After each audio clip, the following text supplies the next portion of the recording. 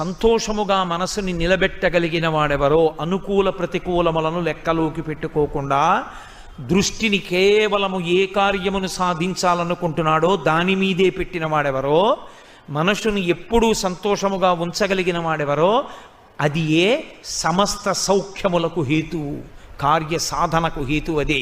అనిర్వేద శ్రియోమూలం అనిర్వేద పరం సుఖం, అనిర్వేదో హి సతతం సర్వార్థేషు ప్రవర్తక.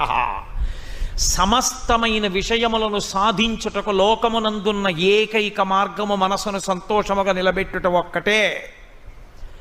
అలా నిలబెట్టలేనివాడు ఏ కారణమునకైనా అనుకూలము ప్రతికూలము అన్న రెండు విషయములను దృష్టిలో పెట్టుకుని నిలబడిపోయేవాడు కార్యసాధకుడు కాలేడు. కాబట్టి అనిర్వేదో హి సతతం సర్వార్థేషు ప్రవర్తక కరోతి సఫలం జన్మో కర్మయత్తత్ కరోతి సహ తస్మాద్ అనిర్వేద కృతం